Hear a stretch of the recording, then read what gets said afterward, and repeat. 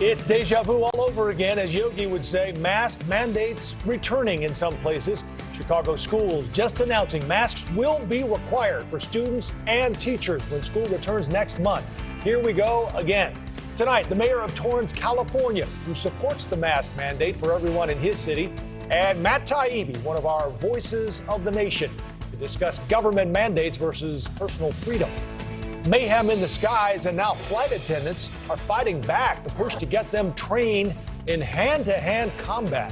And one of the NFL's biggest stars threatens to quit over the NFL's new rule on vaccinations. The Donlon Report starts right now. Good evening, great to have you with us. Hope you haven't pitched your masks. You might still need them. In fact, people are buying them up again. And the truth is, the idea of going backwards makes a lot of people shudder. But here we go again. What do you think about masking up again? We know right now there is a new mask mandate in LA County. Last night, President Biden suggested the CDC will probably advise kids under 12 who can't get the vaccine yet to wear masks at school this fall. Everyone under the age of 12 should probably be wearing a mask in school. That's probably what's going to happen. The president went on to say older kids who are fully vaccinated wouldn't need masks, which pretty much puts us where we've been for a while now, the honor system. But already there is pushback in a lot of cities and towns when it comes to mask mandates again. Some politicians saying flatly, we're not going to do that. And there are a number of new developments as well tonight. The FDA may give final approval to COVID vaccines soon, according to President Biden, perhaps by the end of next month. Right now, they have emergency use approval, of course, which has been a sticking point for some who want to wait for more data before they get the shot. There's also a Facebook post that's getting a lot of attention. A doctor in Alabama talked about the heartbreaking message that she's had to give to young unvaccinated patients who are dying from the virus. One of the last things they do before they're intubated is beg me for the vaccine. I hold their hand and tell them I'm sorry, but it's too late. There's news on the origin of COVID-19 as well. The World Health Organization wants more information on how it started. That would include, for example, audits of labs and wet markets in Wuhan, where the first cases were discovered. And it would also require China to agree to it, which we just found out isn't going to happen. China rejected the WHO proposal and countered with its own suggestion to look for evidence in other countries. We'll get into all of that ahead, but we start with masks and proof that that part of the debate is more than just political. Even in the blue region of LA County, there is fierce opposition. One council member in West Covina said, "We are absolutely not going to enforce nothing about this BS." Southwest of there in Torrance, California, council members are also opposed, but the mayor supports the mandate. And Mayor Patrick Furey joins me now. Mayor, it's great to have you. Thanks for your time. I know there were several mayors in the county there who signed a letter against this idea. You decided not to. How do you bridge this divide, not only with your own council, but with the community there? First of all, thanks, Joe, for having me today to put our side of the point of view on. But I look to the professionals for the advice. Dr. Ferrer, who is the county medical advisor, she came up with the idea that masking is important. Our numbers have increased demonstratively in the last few days. Just yesterday, there was more than 2,500 cases in Los Angeles County, which if we were back in the tier system, we would probably be in the purple tier, and that would mean we'd be closing down restaurants and things like that. I don't want to see that. I think putting on the mask, while it is a little bit of a bother, at least you're protecting yourself and others, and we just don't know who's vaccinated. I just wish everybody would get vaccinated. Right. And we could get through this. It seems like it would be a little easier. You mentioned the experts, though, Mayor, and the mandates, at least in LA County, they're called for masks indoors, even if you're vaccinated, but that's not the CDC policy. I guess the question would be, what do you know in LA County there that the CDC doesn't? Well, the problem is the CDC kind of made it a little strange by saying those who are vaccinated don't have to wear the mask. And those who, we don't know who's vaccinated. And it appears that people who are not vaccinated took advantage of that because the numbers are colossal. I mean, it's amazing. I have 95% of the seniors in my community in Torrance, a city of 150,000 people, have been vaccinated. 75% of those over the age of 16 have been vaccinated. So where does this disease come from? Well, you know, it's there. Obviously, there are people who are not vaccinated, who are not wearing masks. I want to show you a tweet that we found, Mayor, because I think a lot of people feel this way. And it was someone who says basically as uncomfortable as it was for a year, we all wore the masks and then got the vaccine. And this person says, I'm as liberal as they come, but I'm not going back to masking. I've done my part. Well, you know, everybody has their right. They certainly have their rights, their opinion. My opinion is when medical professionals tell me to do something, I'm going to listen to them. If my doctor sent me for an MRI, I would not go. I'm going to go to it. Here we have a health professional, Dr. Barbara Ferrer, who is well schooled in this, just decided that let's cut it off. Everybody wear a mask and then we won't have to worry about that. What are you doing about enforcement, Mayor? Because the sheriff there says that he wouldn't enforce it, correct? Well, we don't want police officers and sheriffs to get involved in enforcing this. We would certainly hope by saying there's a mandate, people would comply. And you know, I've been in the mall, I've been in the market, people are wearing their mask, and I'm really proud of those people. I don't care if they're vaccinated or not, as long as they're showing me their courtesy of wearing a mask, and I take it they're concerned about me and others. Right. Mayor Patrick Furey, thank you so much for your time. We appreciate it. Good to see you. Thank you, Joe. Good to see you. Let's stick with masks for a minute now and turn to a guest who always cuts to the chase for us, and that's Matt Taibbi, Substack writer and podcast host. Matt, let me start with a question for you. Let's just say you had a wedding to go to this weekend, 300 people going to be there. You wearing a mask?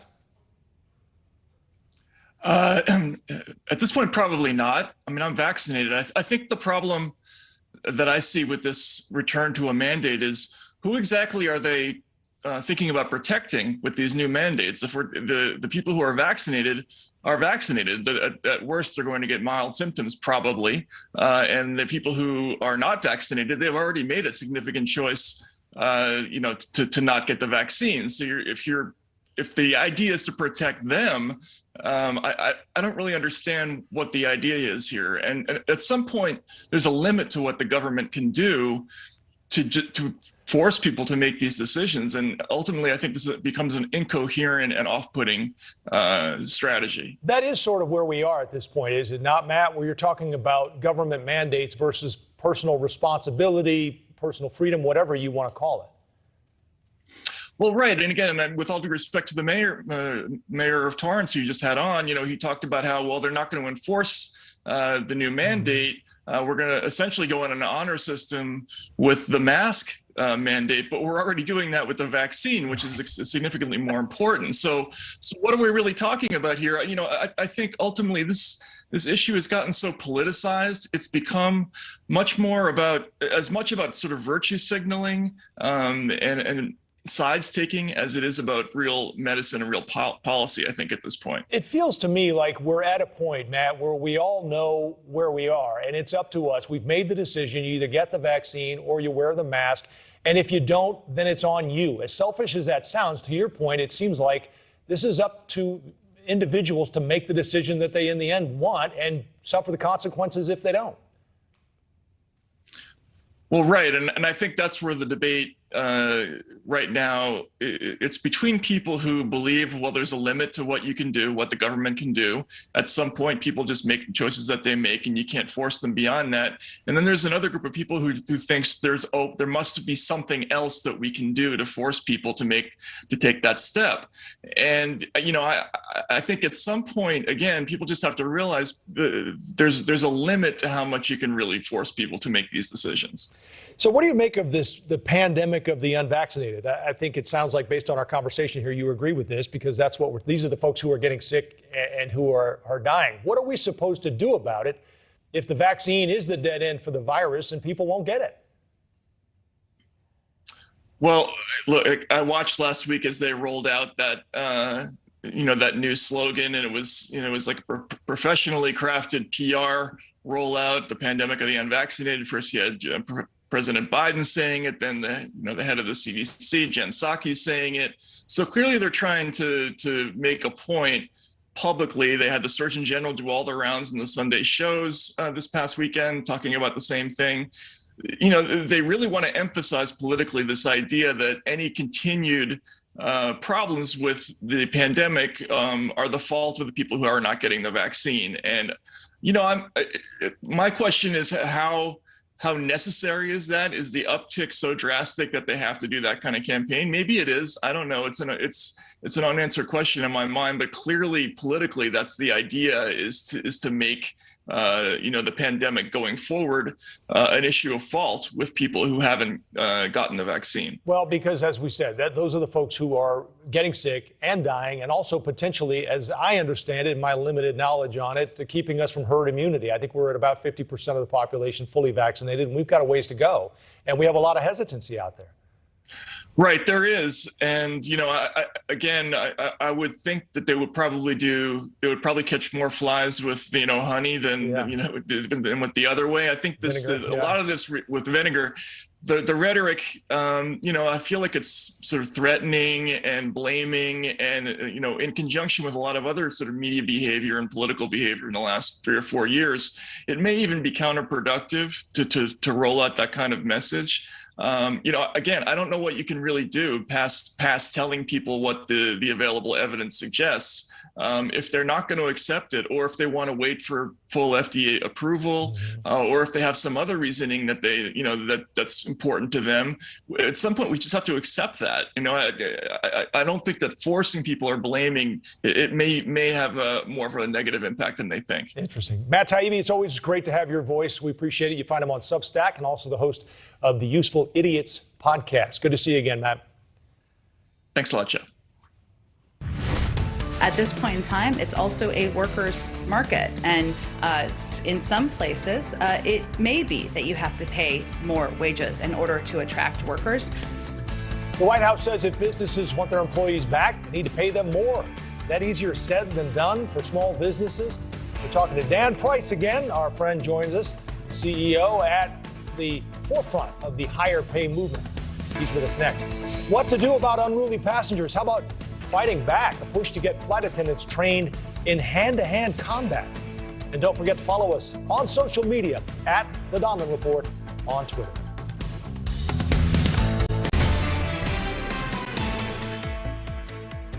We've talked a lot about how hard it's been for businesses to find employees in recent months. Enhanced federal unemployment benefits are set to expire in just a few weeks, but is that enough to bring workers back? The Biden administration isn't so sure about that. In fact, in a CNN town hall last night, President Biden suggested a restaurant owner may need to pay workers up to $15 an hour. Here's some of that. How do you and the Biden administration plan to incentivize those that haven't returned to work yet? Hiring is our top priority right now. We're ending all those things that are things keeping people back from going back to work, et cetera. John, my guess is that people being $7, $8 an hour plus tips, that's, I think, John, you're going to be finding $15 an hour or more now. Joining me now, CEO of Gravity Payments, Dan Price, back with us. He cut his own pay by $1 million so his employees could make at least $70,000 a year. Dan, it's good to see you again. You know I enjoy your Twitter feed, and we'll get there, but I want to start with that restaurant owner. A lot of mom and pops are struggling here. Their margins are thin to begin with, and as you know, their costs are going up, especially in the restaurant business. So they just simply say they can't afford to pay people more. What's your advice for them? Well, I'll agree with you, Joe, and give them their due. I mean, I've been saying this for a long time, but if it were true that creativity and hard work, is what led to wealth here in the United States, then people in the restaurant industry would all be multimillionaires because they work so hard, they're so creative, they do such a good job. And so I agree with that, but I point out a couple basic facts. So we have a burger chain here in Seattle called Dick's that everyone loves, and their hamburgers are just as cheap as McDonald's, even though they pay twice as much in terms of wages.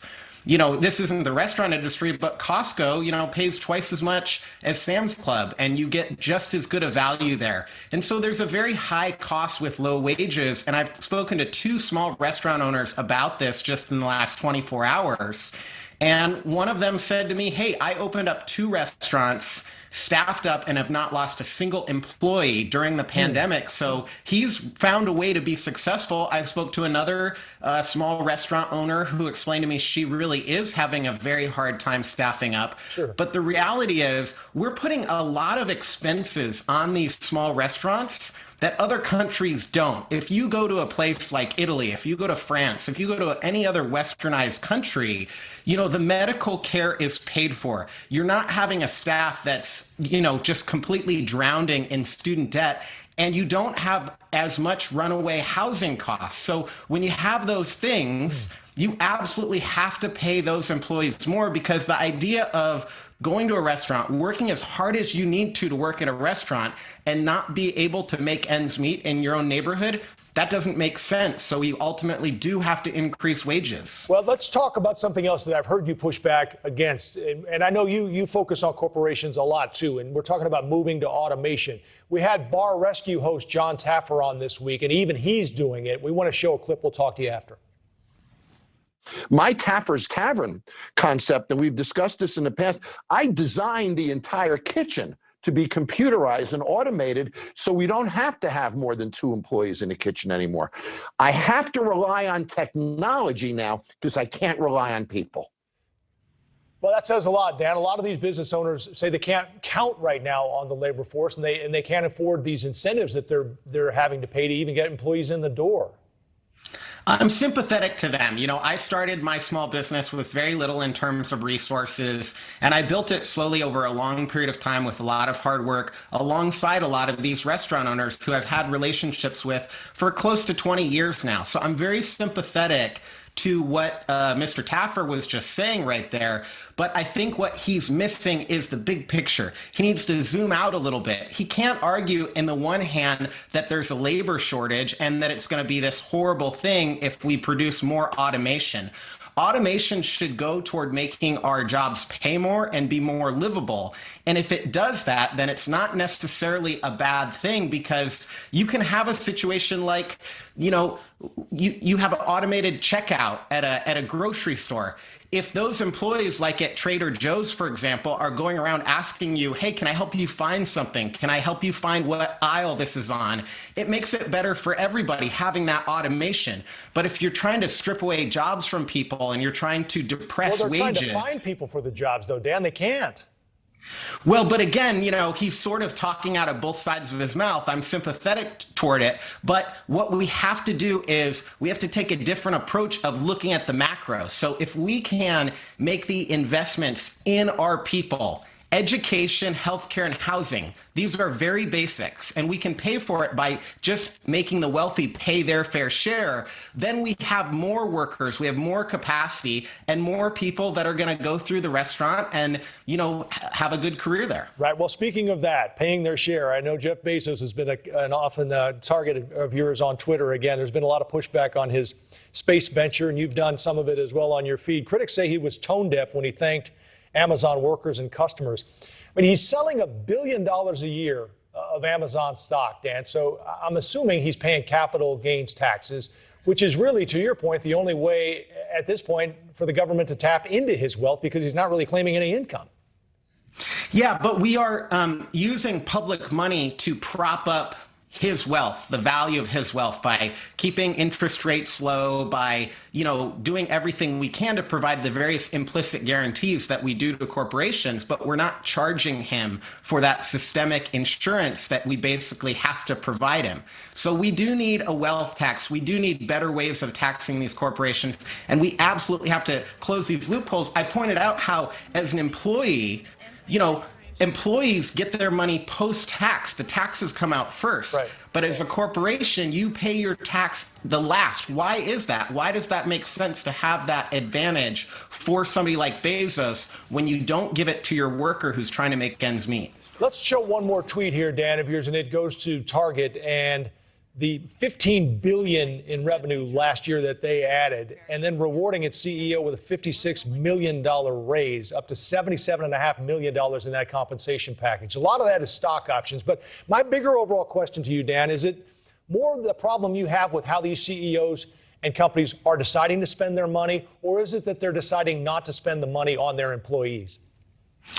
It's about how they're not spending their money on employees, but the two are linked more than what's obvious as an outsider. Because basically, the executives come in and they say they're going to slash and burn, they're going to squeeze the employees, they're going to squeeze the customers, they're going to use what Warren Buffett calls pricing power or refers to as a moat, or what Peter Thiel calls as competition is for losers, so create a monopoly. And that's what all these CEOs are trained to do, and that's why they get the big bucks and the big bonuses, is by squeezing. Why don't they do it more like you, Dan? Why don't they offer more of the money, the company or the CEO, to their employees?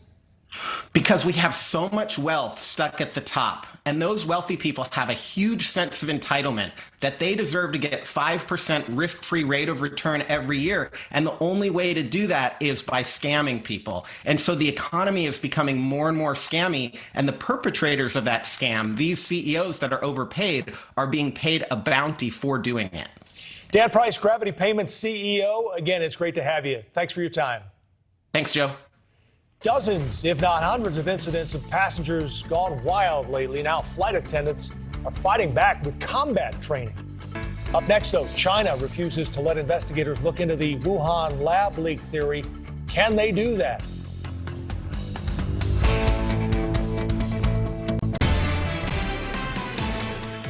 China is refusing to cooperate in another investigation by the World Health Organization looking into the origin of COVID-19. Host of On Balance, Leland Vittert, joins us now.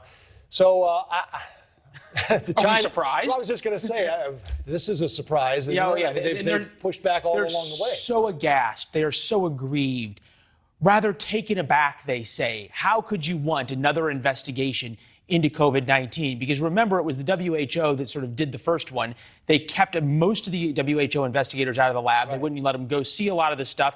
And remember, you're trying to find the origin of a virus that probably was genetically modified a couple of years ago, 3, 4, 5 years ago, escaped from the lab conceivably about 16 to 20 months ago, 22 months ago right now.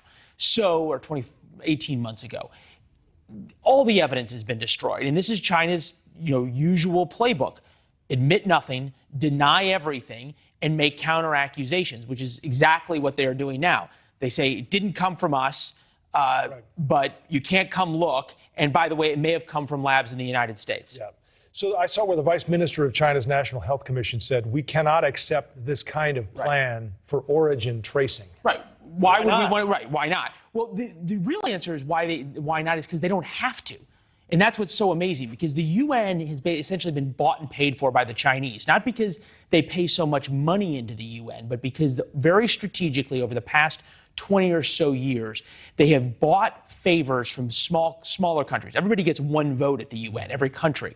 So they've gone to small countries in Central America and South America and Southeast Asia and gotten them to put Chinese-friendly officials on all of these committees, including the WHO. We have a graphic of the committees that are chaired by the Chinese. You're talking about the International Civil Aviation Committee, the Food and Agricultural Organization. All of these have enormous regulatory powers. And remember, it was last year, it was the chief of the World Health Organization at the beginning of the pandemic who kept saying what a great job the Chinese were doing, how transparent they were.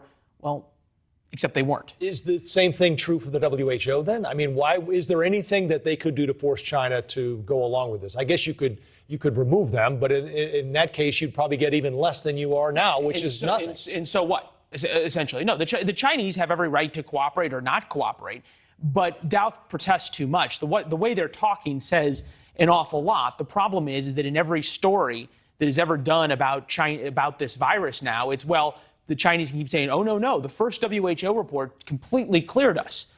And every media organization around the world will write that. And there's no way to hold, if there's not an independent investigation that China accepts, there's no way to hold them accountable for this ever. And as long as they keep saying, well, maybe it came from an American lab, all these Chinese-friendly countries go, oh, no, we're not going to get on the wrong side of China. It seems more and more likely now that we won't ever get to the bottom of this. Do you agree with that? More and more likely that we may not have conclusive proof. However, Gordon Chang, who I know has been on your program a number of times, there's continued rumblings out of the U.S. Intelligence Committee that they are gathering more and more conclusive information about how it started. The holy grail of that would be some kind of defector outside of China who brought out documents that would prove it. Obviously, that's a hope, but it's certainly one that the discussions of which are happening in the U.S. Intelligence Committee. All right, much more tonight. On Balance, stick around. It's coming up after our program here, starting at 8 Eastern, 7 Central. On Balance. Also, Havana syndrome survivor Mark Polymeropoulos will be joining the program as well, correct? Yeah, and I'm glad you said his last name first because I was going to have trouble with it. Yeah, we had him on a little while ago. He's very good. Yeah, interesting fella, and now there's a big new investigation by the CIA into Havana syndrome. I know you're going to talk about it in a minute. We are. Leland, thanks. We'll see you in just a little bit.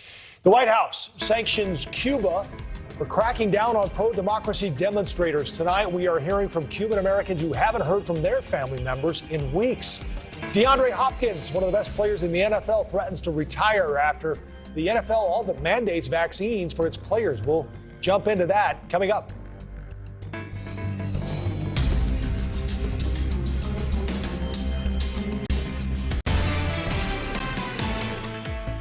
The White House today announcing sanctions against Cuban government officials, narrow in scope at least to start. They come in the wake of massive protests on the island, followed by harsh government crackdowns there. Among those included in the sanctions, leaders in the military and the Interior Ministry's Special Brigade. Those sanctions being imposed on Cuban leaders, the administration says, who have violated human rights. Cubans in Miami hailing the move as a first for the U.S.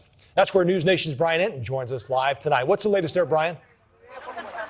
Yeah, Joe, we're in Little Havana tonight, and many of the Cuban Americans we've been speaking to today really feel like this is a first step, but they want more from the Biden administration. Their big concern right now is the missing protesters. Ever since those protests started more than a week ago, there are about 500 protesters that were arrested, and some of them have not been seen since. We spoke to one woman today in Miami. She has family in Cuba. She says one of her loved ones was just out on a moped with a friend when 12 cops yesterday basically ambushed the moped. That's what's happening on the streets of Cuba right now as they look for anyone they think is part of the oppression. Listen to what this woman told me.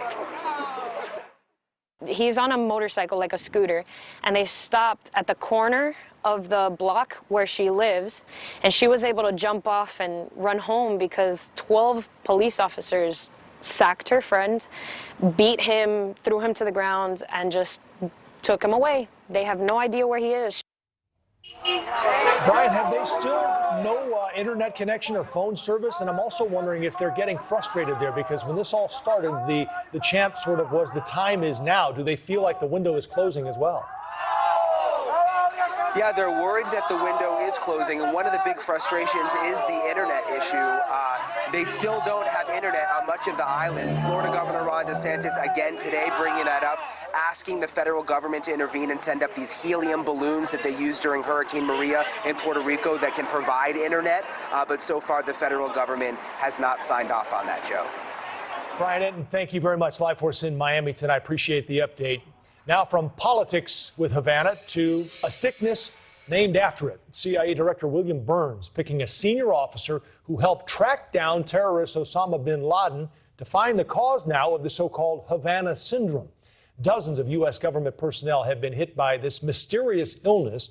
It's marked by symptoms like intense head pressure, hearing loss, dizziness, and severe nausea. The most recent possible cases of it in Vienna, Austria, a place known for a lot of espionage activity. Mike Baker is a former CIA covert operations officer. Joins us now. Mike, what do you think is behind this? Well, I mean, I think that it is highly likely that the reason for this is that the Russians and possibly others acting in their stead, maybe the Cubans as an example, have been engaged in technical collection.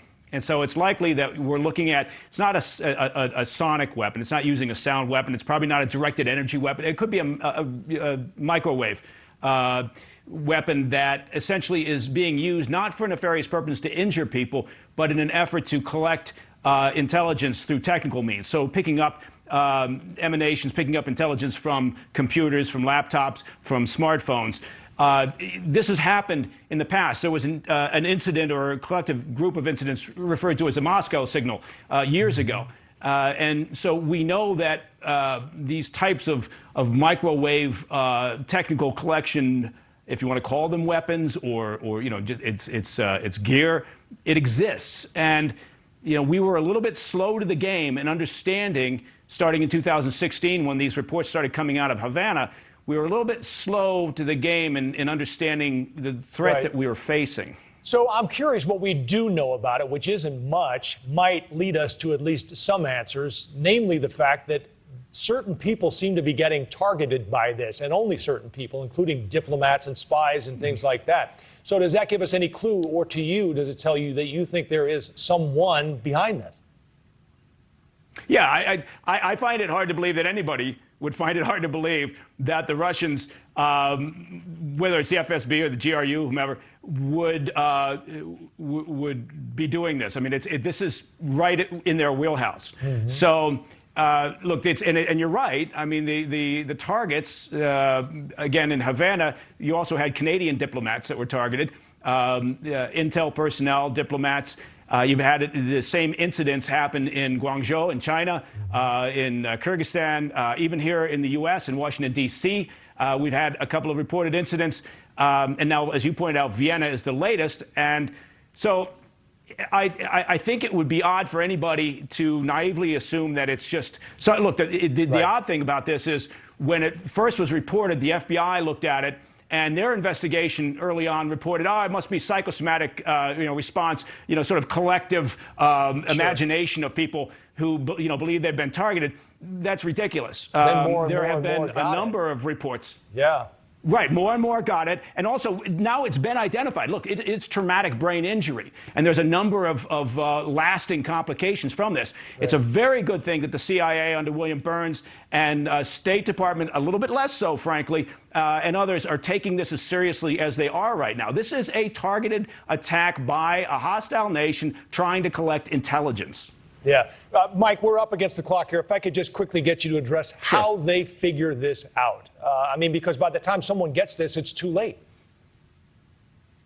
Yeah, well, we won't figure it out by having a conversation with Putin or any of his thugs to ask them for, them to be transparent in this. So we're going to have to do it sort of the old-fashioned heavy lift intelligence collection effort by getting sources who are able to talk about it and possibly reverse engineering some of this. But I think we're on the right track. And I think we're getting closer to getting specific answers for this. But this has caused significant health issues for a large number of people at this point. The good news is it's now being understood. It's now being accepted as a targeted attack as opposed to just something that's happened and it's unexplained. And the CIA move certainly speaks volumes for sure. Mike Baker, CEO of Portman Square Group and a former CIA covert operations officer. Thanks, Mike. Good to see you. Sure. Thank you. There's a new sheriff in town, or should we say in the air. Flight attendants, how those flight attendants are training up to combat unruly passengers in the air. And talk about beer money. The new University of Alabama quarterback is set to make ungodly money, according to his coach. Is this the beginning of the end of student athletes?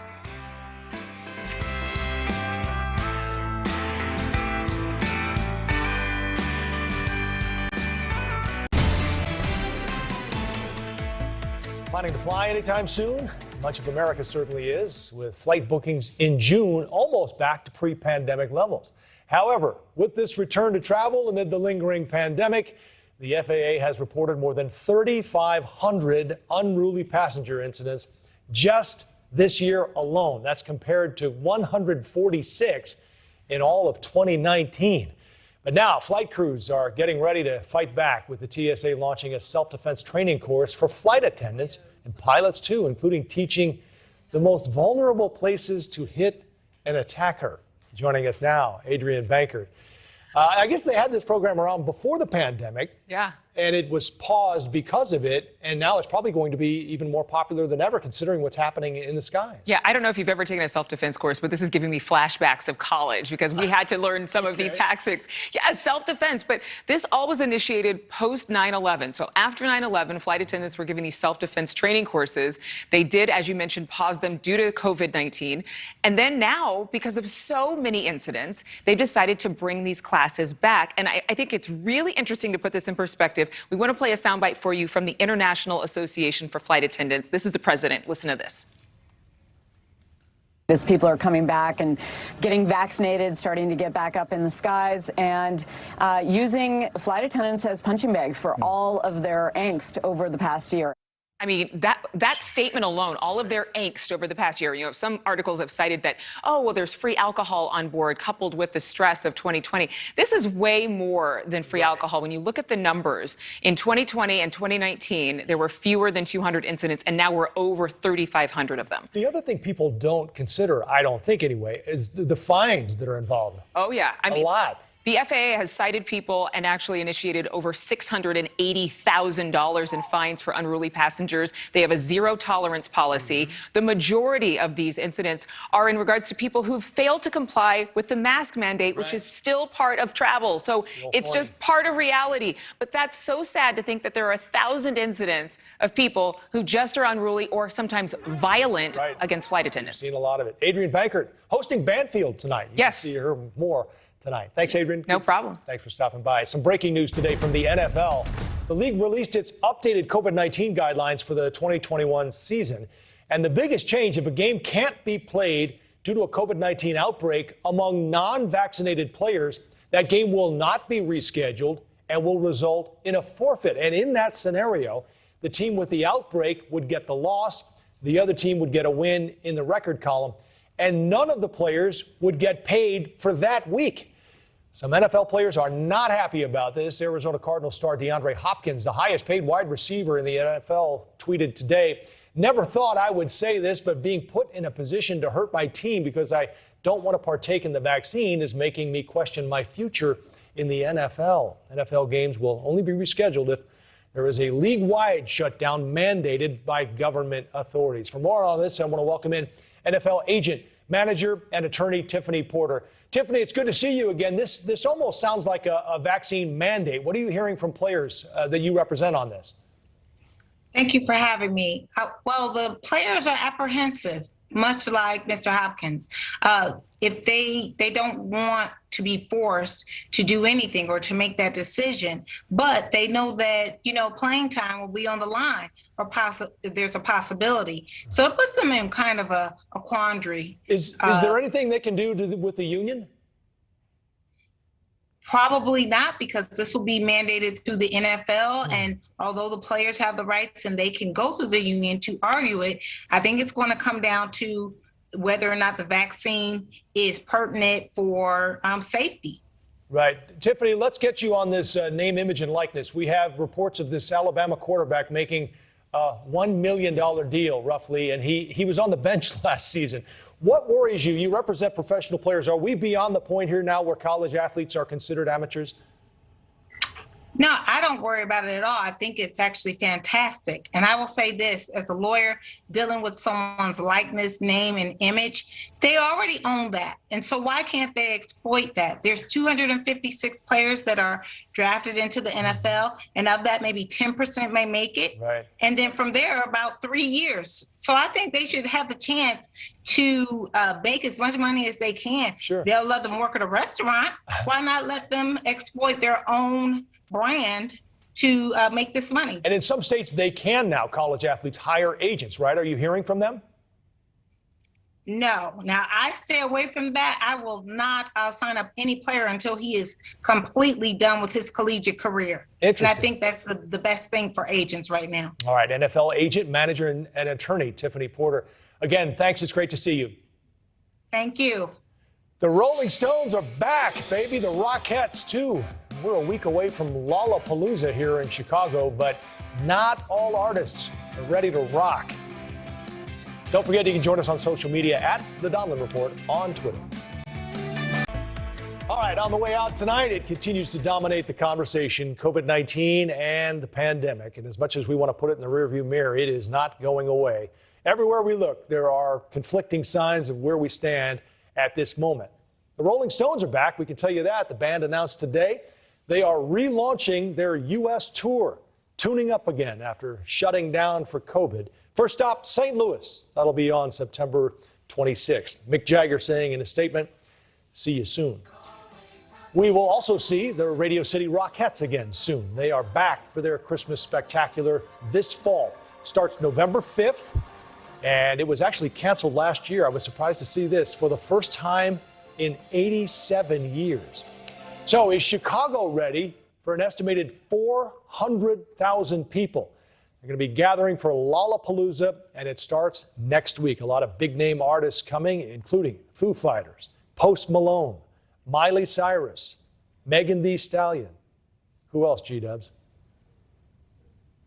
Some of his favorites. Tons of them. I know. G-Dubs, you disappeared on me there. So there's some requirements to get into Lollapalooza. You have to have a vaccination and show proof of it. The other thing, if you don't have that, you have to show proof of a negative COVID test over the past 72 hours before you head in.